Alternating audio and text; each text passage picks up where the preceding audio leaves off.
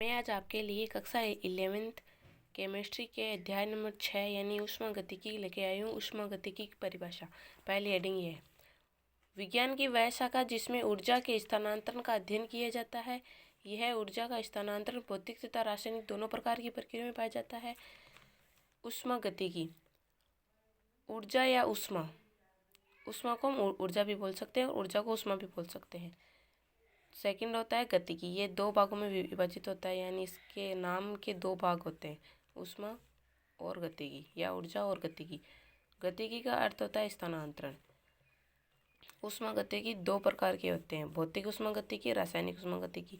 भौतिक ऊष्मागतिकी में भौतिक प्रक्रियाओं में ऊष्मा का स्थानांतरण का अध्ययन करती है, वह भौतिक ऊष्मागतिकी कहलाती है। यानी जितनी भी भौतिक अभिक्रियाएं होती है उनमें ऊष्मा का स्थानांतरण भौतिक ऊष्मागतिकी कहलाती है, और जितनी भी रासायनिक अभिक्रियाएं होती हैं उनमें ऊष्मा का परिवर्तन रासायनिक ऊष्मागतिकी कहलाती है। ऊष्मागतिकी का महत्व है। फर्स्ट पॉइंट है, इस अध्याय में हम विभिन्न प्रकार के नियमों का अध्ययन करेंगे। कोई भी प्रकार के रासायनिक अभिक्रियाएं होगी या नहीं होगी इसके बारे में ऊष्मागतिकी हमें जानकारी देती है।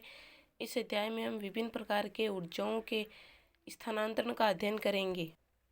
ऊष्मागतिकी की सीमाएं या कमियां। फर्स्ट है ऊष्मागतिकी स्थूल निकाय यानी बड़े निकाय। स्थूल निकाय को हम क्या कह सकते हैं, बड़े निकाय में ताप, दाब तथा आयतन जैसी भौतिक राशियों का अध्ययन करती है, किंतु सूक्ष्म निकाय यानी छोटे निकाय, छोटे निकाय कौन कौन से हो गए, परमाणु अणु का अध्ययन नहीं करती है। सेकंड है ऊष्मागतिकी किसी भी अभिक्रिया की दर से होगी इसके बारे में नहीं बता पाती, यानी ये ऊष्मागतिकी किस अभिक्रिया किस दर से होगी ये अभिक्रिया उसके बारे में नहीं बता पाती, और जो स्थूल निकाय यानी छोटे निकाय उनके बारे में ये भी नहीं बता पाती है। नोट, अभिक्रिया किस दर से होगी यह केवल रसायन विज्ञान की शाखा है, उसका नाम है रासायनिक बल गतिकी, यही बता पाती है ये अभिक्रिया किस दर से होगी, किस दर से नहीं होगी, धीमी होगी, तीव्र होगी, कैसी होगी, यही रासायनिक बल गतिकी बता पाती है। ऊष्मागतिकी की तकनीक सब यानी निकाय। निकाय उस विशेष भाग को कहना है या कहते हैं, निकाय उस विशेष भाग को कहते हैं जिस पर प्रक्षेपण किया जाता है।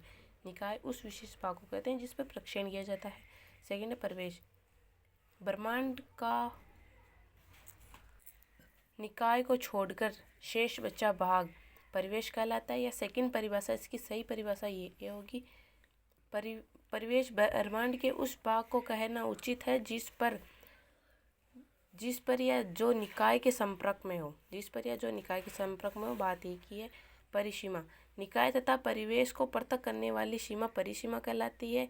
ये आप देख सकते हो यहाँ पे ये जो जल रहे हैं अंगारे युक्त वो है निकाय, और जो ये ऊष्मा के रूप में बाहर निकल रहे हैं वो परिवेश है, और ये पूरा जो इसके संपर्क में है निकाय के वो है परिवेश, और जो ये ऊष्मा निकल रही है वो है परिसीमा।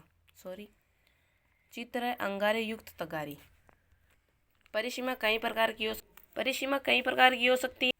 फर्स्ट है काल्पनिक तथा वास्तविक परिसीमा। ये जो परिसीमा है ये आपको दिखाई दे रही है, काल्पनिक है, इसमें ऊष्मा बाहर निकलती हुई हमें दिखाई दे रही है, और ये ढका हुआ है, इस पे ऊपर हमने ट्रे या कुछ रख दिया है जिसे ये ढक गया। ये वास्तविक परिसीमा, ये हमें दिखाई दे रही है, यही होता है इसमें, और कुछ नहीं होता है। सेकंड है चालक तथा कुचालक परिसीमा। चालक जिसमें ऊष्मा बाहर निकलती है वह चालक होता है, जिसमें